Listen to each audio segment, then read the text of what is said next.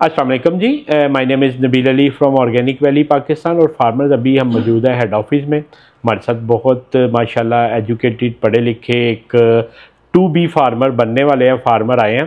तो पहले तो मैं कहूँगा कि सर आप अपना नाम और शहर बता दीजिएगा, और दूसरा ये बताइएगा कि आप कैसे अचानक हमारे पास पहुँच गए, कैसे हमारे बारे में पता चला। तो जहांगीर नाम है और हम शेखुपुरा से आए हैं और जी। बेसिकली यूट्यूब पे वीडियोस वगैरह देखी थी और अपनी रिसर्च वगैरह कर रहा था फार्मिंग पोल्ट्री वगैरह की। हाँ, तो वहाँ से पता लगा कि ये लोग नहीं, ये आपने कैसी रिसर्च शुरू कर दी? पहले तो आप बताइए आपका करंट ऑक्यूपेशन क्या है। करंटली मैं सॉफ्टवेयर इंजीनियर हूँ। हाँ। और मतलब वो तो आप तो वायरस ढूंढे, आपने चिकन ढूंढना शुरू कर दिया है। बस ऐसे ही लाइक रिमोटली जॉब कर रहा था, सोचा कि साथ में कुछ करता हूँ। ठीक है। तो लाइक कोई पार्ट टाइम एक्टिविटी होनी चाहिए। हाँ। तो फिर देखा कि यार अच्छा मुर्गियों का भी अच्छा सीन है। हाँ। तो फिर मुर्गियों का ऊपर रिसर्च शुरू की कि किस तरह से किया जा सकता है, लाइक मतलब मैं पार्ट टाइम इसको शुरू किया जा सकता है उस तरह से। तो फिर जब रिसर्च की, वीडियोस देखी यूट्यूब पे भी, गूगल वगैरह भी किया, और फिर उसके बाद एक दो वीडियोस देखी लोहमन ब्राउन की, और हाँ। लोहमन ब्राउन की लाइक साइट पे भी गया मैं। तो वहाँ से पता लगा कि पाकिस्तान में लाइक लाइसेंस भी आपके पास ही है। जी, बहुत तो शुक्रिया। फिर डायरेक्टली आपकी हाँ। वीडियोस भी हाँ, मुझे देखने को जंगीर मिली। भाई असल में ये एक पार्ट टाइम बिजनेस नहीं, अच्छा फुल टाइम बिजनेस। असल में होता ये है कि वेस्ट में या जो तरक्की याफ्ता मुल्क होते हैं ना, जिस तरह आप फ्रीलांसिंग में काम कर रहे हैं, तो आप माइक्रो इकोनॉमिक एक्टिविटीज़ कर रहे हैं ना। मतलब आप माशाल्लाह आपने ये सारी चीज़ें पढ़ी हैं, मैंने भी MBA किया है, MBA को पढ़ाता भी रहा हूँ। तो these are the micro economic activities ना। माइक्रो इकोनॉमिक एक्टिविटीज़ में ये है कि आपके रिसोर्सेज किसी एक जगह पे इकट्ठे नहीं होते। मतलब आप शेखुपुरा में इसको अगर करना चाह रहे हैं, शेखुपुरा में आपकी फीड मिल मौजूद है, शेखुपुरा में आप अंडा प्रोड्यूस करेंगे, उधर ही जनरेट कर देंगे, आपका छोटा इकोनॉमिक एक्टिविटी जनरेट हो गई। जबकि चीनी बनाने की फैक्ट्री आप नहीं लगा सकते, ये मैक्रो एक्टिविटी है। और मैक्रो एक्टिविटी ये होती है कि उसमें मोनोपोलिस्टिक बड़े पैरामीटर्स होते हैं। मोनोपोलिस्टिक पैरामीटर ये होते हैं कि 4 5 7 फैमिलीज होती हैं, वो पूरी इकोनॉमी को कंट्रोल कर रही होती हैं। तो पूरी दुनिया इस वक्त माइक्रो इकोनॉमिक एक्टिविटीज़ पे इसलिए जा रही है कि इसमें जो है ना ब्लैकमेलिंग नहीं है और इकोनॉमीज ग्रो करती रहती हैं, ठीक है ना। और छोटे छोटे माइक्रो यूनिट से, फॉर एग्जांपल शेखुपुरा में अगर अंडा नहीं बिक रहा तो आप लाहौर में बेच सकते हैं, ठीक है ना। और जब मैक्रो लेवल पे बैठे हैं तो वो तो पूरे पाकिस्तान का रेट एक ही निकालना, चीनी 200 हो गई तो चीनी 200 हो गई है, ठीक है। तो ये पूरी दुनिया में माइक्रो इकोनॉमिक एक्टिविटीज़ हैं। और सबसे बड़ी चीज़ ये है कि ये एक छोटे पैमाने पे आप शुरू कर सकते हैं। मुर्गी एक छोटा सा यूनिट है, 1100 रुपये का यूनिट है। तो लोग ज़्यादा पोल्ट्री की तरफ इस वजह से भी आ रहे हैं कि ये बड़ा इजी इन सेंस के कम इन्वेस्टमेंट के साथ इंडिविजुअल इस पे इन्वेस्ट कर सकता है। जैसे मैं अभी आपको कहूँ कि आपने ईंटों का भट्ठा लगाना है, शिवपुरा में बड़े भट्ठे हैं, मगर उसके लिए बड़ी इन्वेस्टमेंट चाहिए, ज़्यादा लोग चाहिए। मगर इसके लिए आपने कहा जी ठीक है मेरे पास एक्स्ट्रा टाइम है, मैं उस पर स्पेंड करूँगा। हाँ, और पैसे भी ऑब्वियसली फाइनेंशियली भी इतना ज़्यादा आपको इन्वेस्ट नहीं करना पड़ता। तो जैसे अगर आपके वालिद साहब है माशाल्लाह, जो है ना शाहिद साहब का अपना लैंड है काफ़ी ज़्यादा। तो शाहिद साहब आपने बड़े जानवर तो रखे होंगे? हाँ जी, बहरहाल घर में वैसे तो रखे हुए वैसे रखे हुए। तो एक भैंस कितने की है? भैंस तो माशाल्लाह लाखों में आ जाती है, तकरीबन 5 लाख की है, तकरीबन 3-4 लाख रुपए की, 3-4 लाख की है। तो अब मैं आपको बताता हूँ कि भैंसों के बिजनेस से पोल्ट्री का बिजनेस किस तरह अच्छा। तो भैंस कितनी देर आपको दूध देती है? भैंस यही 6 माह। 6 माह। तो बाकी 6 माह वो क्या करती है? खाना खाती है। खाना खाती है। अब आप देखें कि एक शायद साहब भैंस के लिए चारा आप लगाते होंगे। हाँ जी। फिर उसको काटते हैं, बिल्कुल, फिर उसको डालते हैं, फिर ज़्यादा उस पे। हाँ, और फिर भैंस आपको दूध देती है। फिर दूध आप बेचते हैं, 6 माह दूध बेचते हैं, बाकी 6 माह आप उस दूध को जो है ना सेक्रीफाइस करते हैं, मगर खाती वो जरूर है। बिल्कुल खाना। और हमारे एक बड़े अच्छे फार्मर थे, उन्होंने इससे अगली बात की कि उसने कहा उसके बाद हम उठाते भी हैं, भैंस का गंद उठाते भी हैं। तो और ये 3.5 लाख में आप शाहिद साहब 350 मुर्गी रख सकते हैं। और 350 मुर्गी अगर सीज़न की मैं बात करूं तो आपको 15 रुपये डेली दे तो 5200 रुपया, और महीने का ये अगर आप करें तो 1.5 लाख रुपया देगा, जो एक भैंस आपको महीने का ऑन एवरेज 1.5 लाख रुपया नहीं देती। और उसके बाद ये है कि अगर फॉर एग्जांपल आपने अपनी मैग्नीट्यूड कम करनी है, मैं आपको कहूँ कि एक भैंस है उसकी एक टांग बेच दें, बाकी रख लें, तो इस तरह कर सकते हैं आप। मगर आप मुर्गी में इस तरह कर सकते हैं कि अगर आपकी 350 मुर्गी है तो आप 100 बेच के 250 पे आ सकते हैं। तो इस वजह से जहांगीर भाई जो पोल्ट्री है ये बाकी लाइफ स्टॉक से ज़्यादा बेहतर तरीके से लोग ऑप्ट कर रहे हैं कि आप अपने हिसाब से वॉल्यूम एडजस्ट कर सकते हैं। तो खैर ये तो एक लंबी, हम चूँकि वो भी इकनॉमिक्स उन्होंने पढ़ी हुई है तो हम इकनॉमिक्स की डोमेन में चले गए। तो जहांगीर भाई क्या प्लान क्या कर रहे हैं, कितने बर्ड से शुरू करें और किधर शुरू करें, उसको कौन संभालेगा? लाइक 500-700 से शुरू करेंगे लाइक छोटे लेवल पे, और एक जगह पे उसे रखेंगे। फादर के साथ ही मिलके हम संभालेंगे माशाल्लाह। आपके फादर भी बिल्कुल आपकी तरह यंग ही हैं, तो मिलजुल के चलाएंगे। बिल्कुल ऐसे ही है। तो फिर इस तरह से उसके ऊपर एक्सपेरिमेंट्स करेंगे। ऑब्वियसली आपके साथ भी, आप भी मैंने देखा कि आप गाइड वगैरह काफ़ी ज़्यादा करते हैं। गाइड्स वगैरह भी मैं असल में मुझे एक जो है ना टीचिंग वाला ना, और मैं एक्स्ट्रा गाइड करना शुरू कर देता हूँ। नहीं, ये बहुत अच्छी बात है। लाइक पाकिस्तान को ज़रूरत भी है इस टाइम जिस तरह की। असल में जहांगीर भाई मैं शायद आपसे पहले भी, जब वो लाहौर से भी एक फार्मर आए थे, उनसे बात हो रही थी, कंपनीज ऐसे नहीं करती। मैं उस प्रिंसिपल पे चल सकता हूँ, 2 डिस्ट्रीब्यूटर रखें, बेचे, सारा चूज़ा भी बिक जाएगा। मगर 2 चीज़ें हैं इसमें। एक तो चीज़ ये है जहांगीर भाई के जो मैंने दुख देखे ना, मैं चाहता हूँ वो लोग ना देखें। मैंने यकीन जाने पोल्ट्री फार्मिंग में बड़ा नुकसान किया, और अगर मेरी तबीयत इतनी ढीठ ना होती और मैं अक्लमंद होता तो मैं कभी का छोड़ चुका था।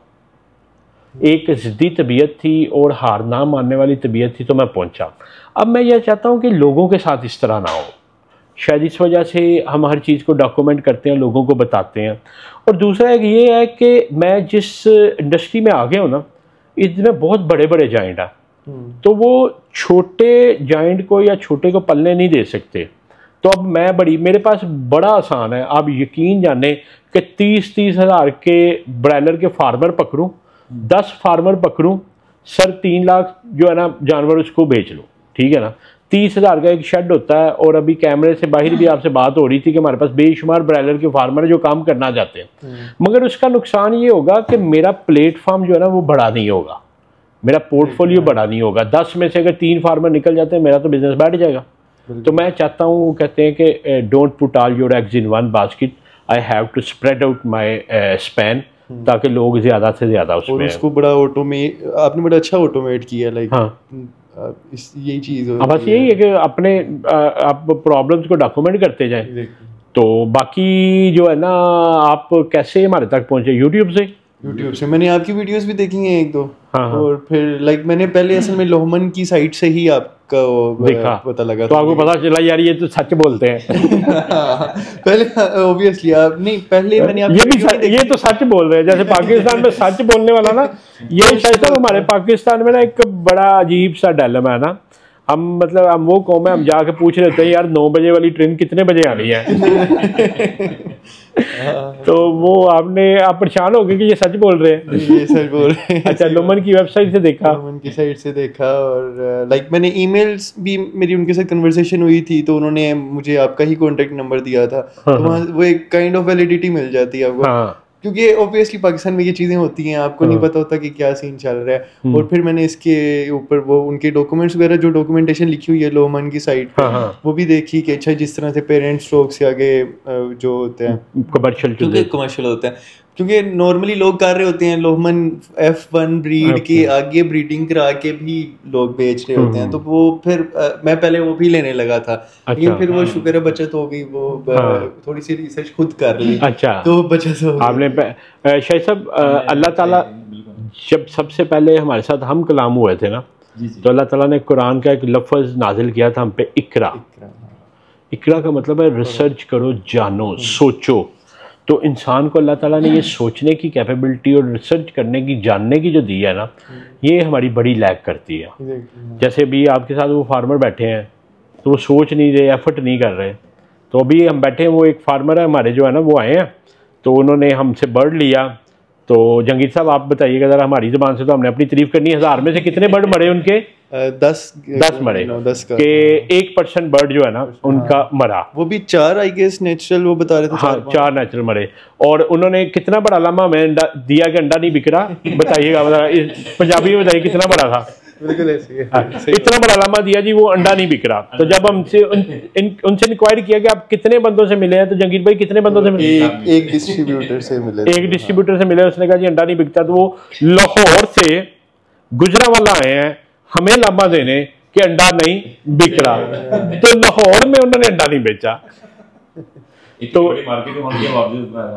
कहने का मतलब ये था कि हमारे लोग ना इकरा पे अमल नहीं करते। तो आपने माशाल्लाह इकरा पे अमल किया, तो फिर आपको हमारा आदिल साहब का नंबर मिला। मुझे 3-4 नंबर उस पे आपकी साइड तो इन्होंने कोई आपको रिस्पॉन्स सही किया कि नहीं किया? इनके साथ सही है, अच्छा ठीक है। इनसे मैंने बात भी की थी कि ऐसे ऐसे मुझे इधर शेखुपुरा में भी एक बंदा मिला है, तो उन्होंने कहा नहीं, वो फिर इन्होंने भी समझाया कि ऑब्वियसली वो F2 हो जाता है। हाँ। तो मुझे भी समझ आ गई कि हाँ नहीं असल में हमें इल्म भी नहीं होता। अब मैं कल आपको जंगीर साहब बताऊं कि एक बंदा जो है ना वो बैठा हुआ है यूट्यूब पे ना, और उनके साथ लगा हुआ डॉक्टर, डेफिनेटली कोई वेटनरी डॉक्टर होगा, और वो ये कह रहा है कि आपका अंडा जो है ना वो ऑर्गेनिक नहीं है, या मगर ये नेचुरल नहीं है, ये मुर्गे के बगैर पैदा होता। तो वो वेटनरी डॉक्टर है, उसको ये नहीं पता कि अंडा देने के लिए मुर्गी को मुर्गे की ज़रूरत नहीं होती। तो हम तो इतनी रिसर्च करने पे भी जो है ना वो कासर है। अच्छा, मेरा दूर दूर से ताल्लुक नहीं है, लेकिन इतना मुझे भी अब पता लग गया जितनी को मैंने रिसर्च थोड़ी बहुत की है कि हाँ, मुर्गा आने से वो डिस्टर्ब होती है उसकी, वो थोड़ा सा टेंशन स्ट्रेस में आती है मुर्गी, आई गेस। नहीं उसमें होता ही है, हमारे फार्मर्स भी देख रहे हैं। असल में जंगीर साहब जो मुर्गा होता है ना, मुर्गा नस्ल बढ़ाने के लिए साथ रखा जाता। जो लोमन है ये हाइब्रिड बर्ड है, इसमें उन्होंने इम्प्रूवमेंट्स ऐसे किए हैं कि ये टेबल एग के लिए डिज़ाइन हुआ। अब ओविलेशन का प्रोसेस होना, आपके वालिद साहब ने गाय रखी हुई है सर, गाय जब ओविलेशन के प्रोसेस पे आती है, जिसको हम पंजाबी में कहते हैं बोल पई है, फिर क्रॉस करवाना ना, ठीक है। तो क्या आप हर वक्त ही उसके साथ मेल रखते हैं? नहीं, कोई लाज़मी तो नहीं है इसमें। नहीं, जब उसने बोलना तभी रखना ना। तो इसी तरह फार्मर जो मुर्गी होती है ना, ये अंडा आना इसका ओविलेशन प्रोसेस होता। अब इसमें जंगीर साहब इसका शेल आपने अंडा तोड़ के देखा? इसका अभी नहीं आपने तोड़ा? अच्छा, वो दूसरे फार्मर ने तोड़ा। वैसे देखा आपके। हाँ। तो ये वीडियो में देखा इसकी उन्होंने जेनेटिक इम्प्रूवमेंट इस तरह की है कि इसका शेल बहुत मजबूत आता। दूसरा, ये मुर्गी कूल एंड काम नेचर की है। कूल एंड काम का मतलब है कि ये बहुत ज़्यादा घूमे फिरेगी नहीं, ताकि इसकी एनर्जी बचे और ये अंडे पे लगाए। अंडे का शेल मजबूत इसलिए है कि ये मार्केट में जाके इसने सेल होना है, ब्रेकेज कम अज़ कम हो। अब जो नेचुरल हैचेबल अंडा होता है ना, उसका 18 से 22 न्यूटन पार जो होती है उसकी शेल स्ट्रेंथ होती है, इसकी 40 से 45 होती है। पहला तो काम ये कि जब आप इसके साथ मुर्गा रखेंगे, ये मुर्गी बड़ी कोऑपरेटिव है, बार बार मुर्गा क्रॉस करेगा, ये डिस्टर्ब होगी, छीले जाएगी। दूसरा ये कि मुर्गे अग्रेसिव होते हैं, वो जब इसके पास आएंगे ये मुर्गी कॉर्नर रहेगी, ये फीड नहीं लेगी, पानी नहीं लेगी, अंडे की प्रोडक्शन डाउन कर जाएगी। फिर जब मुर्गा क्रॉस करेगा ये छीले जाएगी, ज़ख्मी भी होगी, डिस्टर्ब होगी। फिर आपके पास जब क्रॉस अंडा आ गया, आप जाके, हमने तजर्बा किया, हमारी 98% मुर्गी थी, 50 मुर्गियाँ निकाल के सर हमने 10% मुर्गा साथ रखा, 12% प्रोडक्शन पे वो आ गई विद इन अ 2 वीक। अच्छा, जब ये आप अंडा उधर हेचरी पे लगाएंगे, तो अब हेचरी डिज़ाइंड होती है 85% ह्यूमिडिटी पे। अब 85% ह्यूमिडिटी पे इसका शेल ब्रेक ही नहीं होगा, वो मॉइस्चर उसमें नहीं आएगा, ठीक है, चूजा इसमें से नहीं निकलेगा, अंदर बन के मर जाएगा, ठीक है, वो एक जुल्म हुआ। अच्छा, हेचरी वाले क्या कहेंगे, मैं ह्यूमिडिटी इंक्रीज कर देता हूँ। अब ह्यूमिडिटी 90, 92, 95% जब आप करते हैं, इसके ऊपर मॉइस्चर जमना शुरू हो जाता है अंडे के ऊपर ना। अब जब मॉइस्चर ऊपर जमेगा, इसकी पोर्स बंद हो जाएंगी, चूजे ने जिधर से सांस लेना वो सांस होने से बंद हो जाता। तो ये लोगों को समझ नहीं आती कि हाइब्रिड बर्ड है, ये आगे नस्ल किसी के लिए नहीं यूज़ होता। लोग कराते जा रहे हैं, असी भी कह रहे हैं चलो यार, लुमन का नाम तो जा ही रहा ना। नुकसान होता है, फिर बेचते भी हैं, जैसे सेल होते हैं, नुकसान होता है, फिर बर्ड ही बेच देते हैं। और अकल नहीं ना, उनको पता ही नहीं है कि ये जेनेटिक बैन भाई का क्रॉस कराने से हमेशा जेनेटिक्स लूज होती है। आप मुझे बताएं कि दुनिया में गंदे गंदे मजहब मौजूद है, ऐसे मजहब भी हैं कि हराम, गंद, गोबर तक खाते हैं, ऐसे मजहब, मगर वो मजहब भी जो है उसमें बहन भाई की शादी अलाउ नहीं है। क्यों शायद साहब कोई दुनिया में मजहब सुना हो जिसमें बहन भाई की शादी अलाउ हो?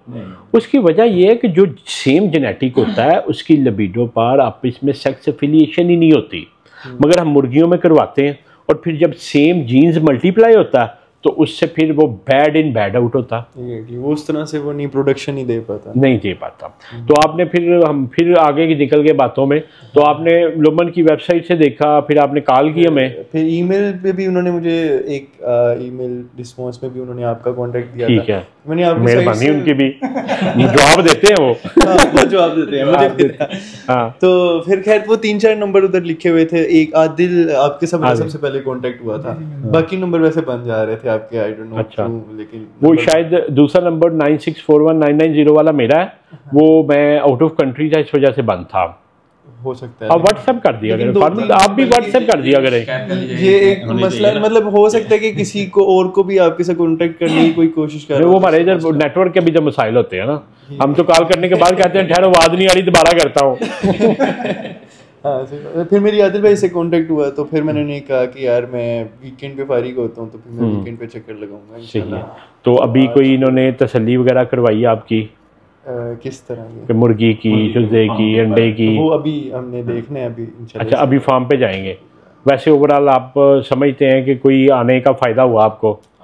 आने का ऑब्वियसली। हाँ, हमारे थोड़ा सा हमारे फार्मर्स को बताइएगा क्या फायदा हुआ।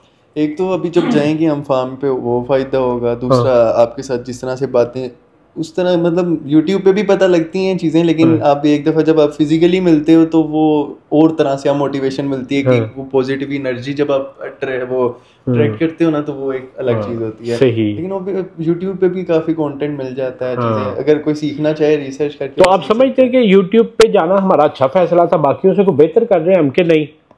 यूट्यूब पे जाते सारे ही हैं, लेकिन आपका कंटेंट अच्छा था, लाइक इस तरह से आप समझा रहे थे, टीच कर रहे थे, वो मेथड अच्छा लगा था। अच्छा, कुछ थोड़ा सा बताइएगा। आपने अपने चैनल के अंदर वो जिस तरह से अपनी प्लेलिस्ट वगैरह बनाई हुई है कि आपकी ढेर सारी कि कहाँ से किस तरह के सारे प्रोसेस वगैरह समझाए हुए, वो एक बहुत अच्छी चीज़ लगी है। नहीं, वो अक्सर लोग तो वो कहते हैं कि काली मुर्गी काला सोना, 10 दिनों में 2 करोड़ कमाए, तो वो ऐसा तो हमने तो कुछ भी नहीं लगाया हुआ, तो फिर आप क्यों मोटिवेट हो गए? जो फैक्ट्स, वो ऐसे लोग भी वो कहते हैं मुर्गी हमसे ले और पाल के हमें दे दे। अक्सर लोग मेरे से ये सवाल पूछ रहे थे, मैं कहता हूँ यार पालनी होती तो मैं आपको क्यों देता, मैं खुद ही पाल लेता। नहीं, असल में मसला पता क्या है, लोग भागते हैं शॉर्टकट्स के पीछे, और लोगों का असल में मोस्टली लोगों ने जो यूट्यूब पे वीडियोस भी बनाई होती हैं वो भी लोगों को शॉर्टकट्स दिखा रहे होते नहीं है ऐसे, बस वो व्यूज लेने या जो भी उनका। असल में मैं जहांगीर साहब अक्सर अपने बच्चों को भी कहता हूँ, मैं कहता हूँ आपके पास ना 2 रास्ते हो ना, एक मुश्किल रास्ता हो और एक आसान रास्ता हो, तो आप मुश्किल रास्ता ऑप्ट किया करें, क्योंकि मुश्किल रास्ता ना सक्सेस का रास्ता होता है, कामयाबी का रास्ता। आसान रास्ता वक्ती तौर पे तो आपको फैसिलिटेट करेगा, मगर आगे जाके गली बंद होगी। और ऑर्गेनाइज्ड होके बंदा अगर चले तो ज़्यादा, और मुश्किल रास्ता हमेशा ऑर्गेनाइज्ड होने में मुश्किल। अब यकीन जाने कि मैं फैसलाबाद के एक फार्मर है, तो उनका अगर मैं अब बुरा भी लगता है, अब मैं वो कह रहे हैं मुझे 100 चूजा दे दे, मैं उसको कह रहा हूँ कि यार 100 चूजा आपसे नहीं पलेगा, वैक्सीनेशन नहीं कर सकते, आप फीड नहीं ले सकते, आपका नुकसान होगा। उन्होंने उस दिन इतने बुरे वर्ड के कि मैं सिर्फ उनको उसके जवाब में सिर्फ यही कहा कि जज़ाकल्लाह। मैं आपको मतलब उनका मैसेज सुनाता हूँ कि अब फार्मर्स बैठे हैं तो आपके साथ मज़ा आ रहा है बातें करने का ना, तो ऐसे लोगों के साथ फिर जो है ना हमें बड़ी परेशानी होती है। मैं ये आपको बताता हूँ, ये आप सुनिएगा। यार बंदों वाले काम करते हैं, कस्टमर को कस्टमर समझते हैं। आप इस तरह के आपका काम चल गया तो आप लोग उसका नाम क्या, खुदा तो नहीं बन गए आप लोग? अल्लाह की लाठी भाई बेआवाज होती है, कभी अरूज अगर आया ना जवाल भी इंसान पे जाता है, बेफिक्र हो जो, टेंशन ना लो। इनको सोच नहीं हमने दिया। इतने आप फार्मर हो ना तो आपको इतना पता ना चाहिए कस्टमर से डील किस तरह करते हैं, ठीक है? कस्टमर से डील करने का नहीं पता तो मैं कहूँगा कि आप जीरो, जितना मर्जी बन लो, चीज़ एक बार बेच लोगे, 2 बार बेच लोगे, 3 बार बेच लोगे, 4 बार बेच लोगे, इन फ्यूचर तो नहीं बेच सकोगे। जल्दी खत्म हो जाएगा ये काम इंशाल्लाह अल्लाह के फजल करम के साथ। याद करोगे उस दिन को कि कस्टमर से किस तरह बात करनी है, तुम्हें पता चल जाएगा खुद ही। तब कहते हैं जब बंदे के हाथ में कोई चीज़ ना रहे तब बंदे को एहसास होता है कि यार मैं गलत था, तब कस्टमर के साथ मैंने बात गलत की थी। अब सिर्फ इनको हमने ये कहा, ये आपके सामने है कि इनको हमने कहा कि हम 500 से कम चूज़े नहीं देते और जो है ना सिर्फ 1 दिन का चूज़ा देते हैं, तो वो कह रहे हैं जी हमें 100 चूज़े दें। अब ये उन्होंने सारी दुआएं हमें दी हैं, तो अब इसकी दुआओं में मैंने सिर्फ इनको ये एक जवाब दिया कि यार हमें आप माफ़ कर दें और जज़ाकल्लाह आपका ना। तो अब कहने का मतलब है कि अगर हम भी ऐसे करना शुरू कर दें तो यकीन जाने ये लोग तो बड़े राजी नहीं देखिए, नेगेटिव क्रिटिक भी एक पार्ट ऑफ बिजनेस है। लेकिन एक ऑर्गेनाइज्ड वे में चलना और लोगों की, इससे ये कि आप लोगों को एक प्रोसेस समझा रहे हैं, प्रोसीजर गाइड कर रहे हैं, लोगों का फ़ायदा भी हो रहा है और उसकी वजह से आपका बिजनेस भी ग्रो हो रहा है, मतलब बहुत वे नहीं। उसमें जहांगीर भाई अफसोस इस चीज़ का होता कि अब आप देखें कि मैं इधर किसी एक ना दिहाड़ीबाज बंदे का नंबर दे देता हूँ कि उससे 100 लें 200 लें, अब यशी कर दीजिए, अब मर जाएगा तो मैं आगे से कहूँ जी मैं कौन। ऐसे ही है, हाँ। मगर आप देखें कि जब इन लोगों को हम कहते हैं कि यार आप ना करें तो कौन फिर भी नहीं समझ रही, तो अब क्या करें इनका? क्यों जी शाह साहब, क्या करें इनका? लोग इवन यकीन जाने कि गालियों की हद तक आ जाते हैं कि आप मुझे 100 चुदा क्यों नहीं दे रहे। उस दिन एक साहब हैं तो वो मतलब बुजुर्ग थे, अब उनका मैं क्या बात करूं, मैंने सिर्फ इतना ही कहा तो वो बदवाओं पे आ गए जी, आप मैंने 100 मैंने पालना है तो जो है ना आप मुझे दें, जो मर्जी हो मैं उसको कर लूँगा। तो फिर हमने उनको इतना ही कहा, मैं कहते हैं जी मेरी बदवा आपको लग जानी है ना। मैंने कहा सर वो नहीं लगनी। कहते क्यों नहीं लगनी? मैं कहा जी बदतमीज बंदे की बदवा नहीं लगती, पहले अखलाक ठीक करे फिर आपकी बदवा लगनी है। तो खैर इन शॉर्ट के फिर हम डाला करें 2 करोड़ कमाएं या ना कमाएं। वो क्या जरूरत है। तो बाकी ये कि फार्मर्स मेरा ख्याल काफ़ी लंबा, कितना टाइम हो गया? 21 मिनट का। तो ये फार्मर्स ने देखना भी है। खैर हम तो बातें करते रहेंगे। तो ओवरऑल बताइएगा जहांगीर भाई कि आने का फ़ायदा हुआ तो, और आप मुतमिन हैं कि आप इसमें कामयाब हो सकते हैं? मुझे वाइब तो अच्छी आ रही है। हाँ। बाकी अल्लाह बेहतर करे। अल्लाह ताला। ये तो अभी नहीं बता सकता, करके इंशाल्लाह पता लगेगा। एक काम ज़रूर कीजिएगा, बाकी जानवर अपनी जगह, मेडिसिन अपनी जगह, वालिद साहब को साथ लेके चलिएगा, अल्लाह ताला की रज़ा शामिल हो जानी है, ठीक है? तो फिर आप बड़े कामयाब होंगे इंशाल्लाह। तो बाकी फार्मर्स हमारी तो गुफ्तगू चलती रहेगी। आपका भी अगर कोई सवाल हो तो नीचे दिए गए नंबर 0300 9641 990 पे आप व्हाट्सएप करें। इंशाल्लाह हम कोशिश करेंगे कि आपको रिप्लाई करते रहें जितना हमारा स्टेमिना। तो जी पर जब स्टेमिना जवाब दे जाता तो ऐसे बंदों को मैं फिर ब्लॉक कर देता हूँ। तो अगर हमारा स्टेमिना होगा तो हम आपको जवाब देंगे, नहीं तो ब्लॉक कर देंगे। बहुत शुक्रिया जी। Thank you so much.